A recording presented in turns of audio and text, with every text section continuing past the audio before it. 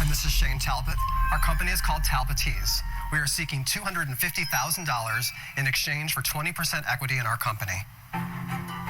Talbot Teas is a cup of couture. Designer whole leaf teas and accessories that are steeped in style. They are chic, elegant, and glamorous. We are reinventing the tea experience the way Ben & Jerry's reinvented ice cream. As a tea couturier, I weave together indulgent ingredients to create an indulgent tea experience. I have 23 designer tea blends that will wrap you in an aroma, beauty, and flavor that is pure indulgence. I mean, next to water, tea is the most consumed beverage in the world. The tea category is fast-growing, yet uninspired. Talbot Teas is an affordable daily indulgence. We've brought some today for you to experience. For you, we have green tea heaven. Thank you. Lori, for you, we have blissful blueberry. Mr. Wonderful? Yes, that's me. Chocolate almond allure. Ah, may we? Yes. Why does it smell so good? Damon, we have orange cream dreams. Thank you. And Mark, cocoa cardamom seduction. That works. What are your sales today, Shane? In Well, 2000, before we get there, tea is my choice here. I got my Peter Pan cup full of tea because I personally don't drink coffee.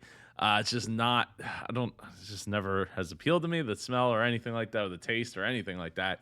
But yeah, the tea thing. There was it Tiavana was like in our local mall, like I don't know, in the early 2000s or something I guess it was like early 2000s. And like I remember going there and having like such a huge selection of teas and tools and things like that. And there was a period of my life where I was way deeper into the whole tea thing, getting like these types of specialty teas and things. But lately I've just been drinking the Lipton black, black tea bags, just because for the ease of use and cheapness of it, and all that. But I mean, 250,000. That's a pretty high valuation. Hopefully they got some sales to back that up, since I don't believe that they could do anything but maybe some trade secrets if they could with the tea. I don't think you could patent that there, but I mean, I guess you could patent the recipe, but that would be kind of pointless. You just change the recipe a little bit. So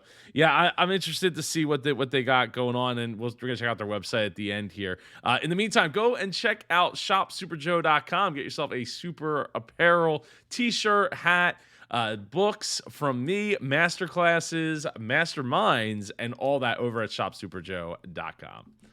2009, we had $100,000 in sales. In 2010, we had $350,000 in sales. Whoa. What about this year? Between purchase orders and what we sold, we're at $500,000, and we haven't even hit our busy season, which is fourth quarter. What is spiking you like that, though? 2010, we had a great opportunity. We were one of Oprah's favorite things. There you go. The Oprah opportunity was absolutely amazing. We had this fantastic spike in sales. And then after, what we were kind of surprised by is that's when the opportunities started coming.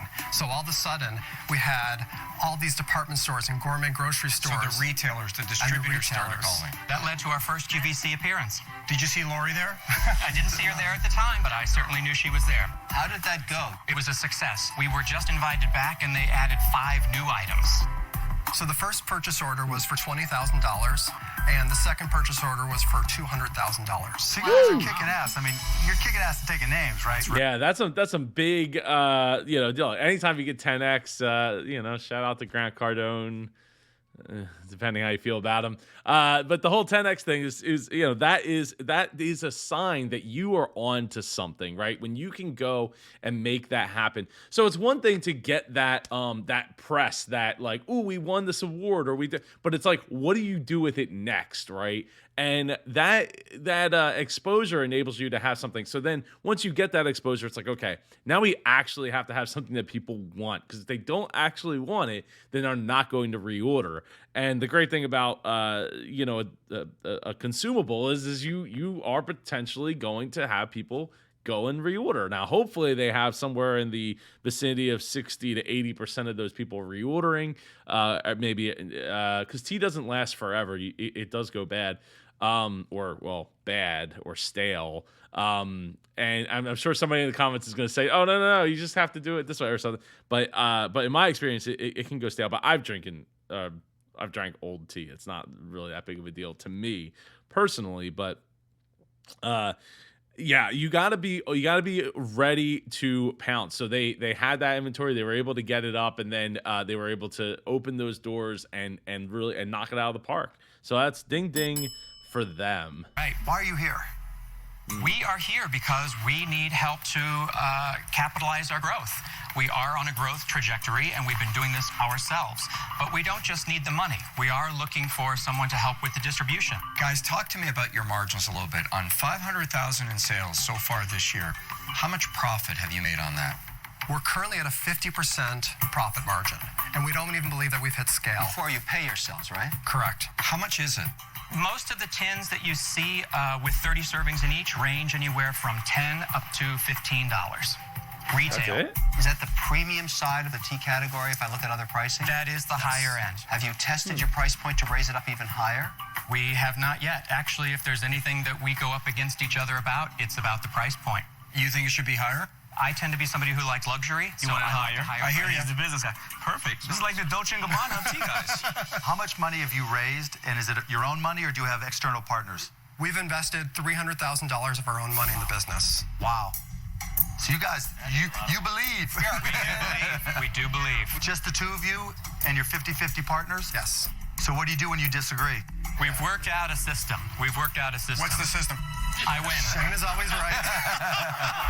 Well, look, it is good to have a way to resolve any conflicts, even when you're in a 60-40% split, or even with like a 30% partner. Like, you can say, oh well, I'm the dominant, blah blah blah, and what I say goes because I own 70% of it. You can, but at the end of the day, you want people to come with you. You want people to be happy. If they're not happy, they're not going to produce, and then that becomes an anchor on you, right? And then you're stuck trying to either figure out how can I pay to buy this person out, or how can I buy or get somebody else to buy them out for me, right? And then hope that that's going to work with, that we're going to be able to work together to make things happen, or that they'll just be quiet and let me go do my thing. It's a critical thing anytime you have partners and investors and all that. You want them to be happy. You want them to feel like they're a part of it. They're joking about it here on TV. Hopefully that's actually the case. But as somebody who grew up in a family business, and it's very difficult when you have lots of people, lots of different personalities, lots of different ideas all floating around, and trying to make sure that you're pushing yourself in the right trajectory. Even if, like, my grandfather used to have a hat, and I think it's in my dad's basement now, but it says, like, I'm the boss. That's why. That's what it says on the hat. And maybe I'll go dig that hat out and throw it behind me here. But it's a very old school way of thinking about it. I mean, even if you're 100% owner, like, your bosses effectively become the customers and the team members that you hire around you. Yeah, you can always get new people, but it's not always easy to train them. And especially if you don't have a system set up in place. I mean, if that's where you're at, go to superjoepardo.com and go and contact me, and we'll work together on working out those processes. But yeah, it's that's a bit of a sticking point there for me. He's all creative. I don't step on his toes, and I do the business side, and he doesn't step on my toes. Shane, what's the big plan? Tell me the next 5 years. If I give you $250,000, what's the plan? The big plan is this is just the beginning of a lifestyle brand. I would really like to see more of the accessories, some tabletop. There could be some licensing down the road. What's the exit strategy? How do I get my money back? It will be a liquidity event. We will sell this company for 4 or 5 times earnings. You do know what you're talking about. We agree that we can grow this to $100 million in revenue. That is a whole lot of editing there. Obviously they do a ton of editing in these shows, but I mean that those questions just not seem natural. And it's funny because a lot of times in the later episodes, I think Barbara had a sticking point not that long ago about like, oh, when you talk about exit, like, then that's not, then you're not really vested and all that. So I don't know if maybe it was just because this was the season 3, episode 5. So I don't know if it's just because it was that early on in the in doing all this with them. or just what. But I mean, having an exit strategy, I personally am not against having an exit strategy. I think that it's important for you to have at least something, like some idea of what would take for you to sell. Over the years, we had people come to us, and my grandfather, my dad, and we talk about like, well, so and so wants to buy the company. Should we entertain it? Well, the answer is yes. It's free to listen, and usually you get a free dinner or lunch out of it. So it's always good to listen. It also gives you information, insight into that industry. Maybe future contacts. You don't know where these people are going to end up. You never know who anybody ends up being later on down the road or currently even. But so yeah, to me, having an exit strategy is not the end of the world. And I think that understanding your worth is really valuable, even when you're not, like, when you're still early on in the game like they were. I think this is an incredible story, but unfortunately I'm already in that space as an investor, and so I'm conflicted out. I wish that I was doing the deal with you instead, because I'm losing my shirt in the other space. Oh, no. You would not lose your shirt with us. I know, but I can't because due to conflict, so I'm sorry. Regretfully, I have to be out. Guys, I'm a big fan of what you're doing too, but I live, eat, and sleep my businesses, and I couldn't eat, sleep, and breathe tea. So I wish you the best. I think you can be a $100 million business, but I'm out. Damon, you said something that concerns me because I'm thinking of their story. You mentioned that you had made an investment in a tea company and lost your shirt. What happened? I think the guy running it is a bozo. These guys and I didn't know enough about it to get into it, and I'm trying to offload it now. I think this is a great space. That's why I got in it. Caffeine is the #1 drug in the world, and they're selling. Well, what I like about this story is, although the category is not growing, it's also recession-proof. People that drink tea drink tea. True. I'll tell you what I'm going to do. I like the story. I like what you guys are doing, but I don't like the value. So they do drink tea, but that doesn't mean they're going to drink the highest cost tea out there all the time. So while it is recession proof, it's probably more like the Lipton bags of tea that I'm drinking right now. Is recession proof. I don't know what's the cost. It's like 40 cents per tea bag right now, I think. Where I bought, I didn't buy it at the supermarket. I bought it at like the convenience store that I go to. So a little on the high side. Probably could have got it for like $1.50 cheaper. Yeah, I mean it probably was. What's Graham Stephan drink? The 20-cent iced coffee. Like, yeah, I'm probably, if I had bought the tea bags better or not at the convenience store, I probably would be in that space.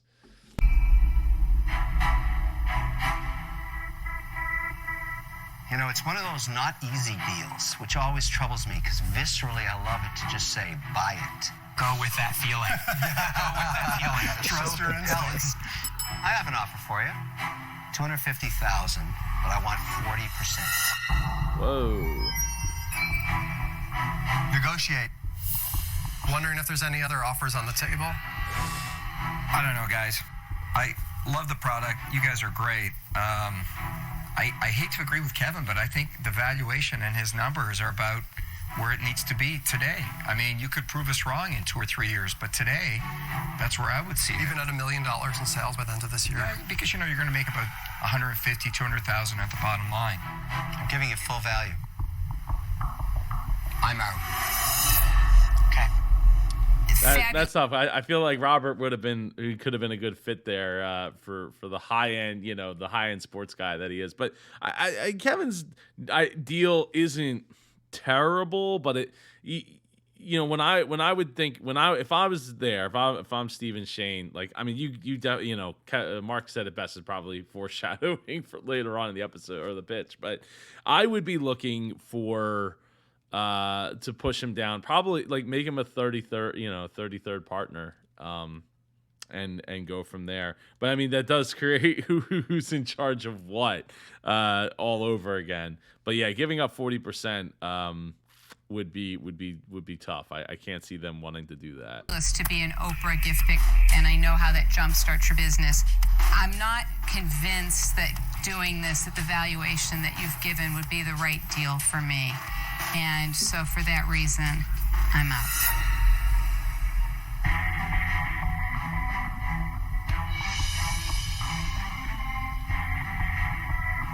Come to Daddy. We would love to be partners with you. We really want to get closer to the valuation. We have grown this company. We've not just grown product, we've grown a brand. QVC, we started with 1 airing. Now they've asked us to do 5 this year I believe alone. you. The only competitor you have right now is you. That's right. It's My a wide check open is right market. here. I'm willing to give you $250,000. I want 40% because I'm a disciplined investor and you want me as a partner. We do want you as a partner, and we do think that we'd make a great team together. Then let's do it. Are you willing to go closer? No.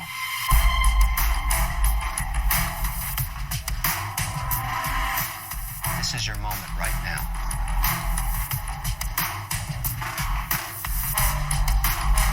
What are you going to do? Go to commercial break. Oh, Kevin, come on. I am Oh, your terrible. metrics. You need somebody like me behind you. You're going to grow this business.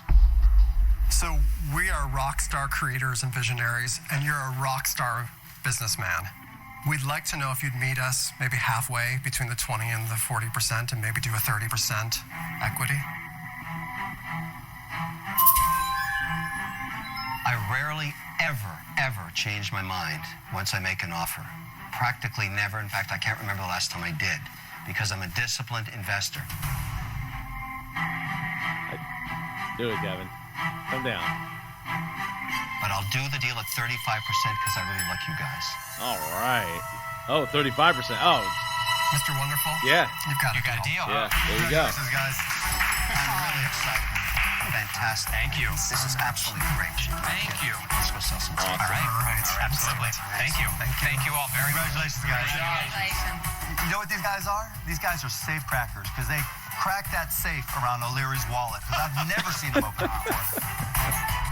There's one person out there who's going to help us share our teas with the world. They're going to help us make a lot of money.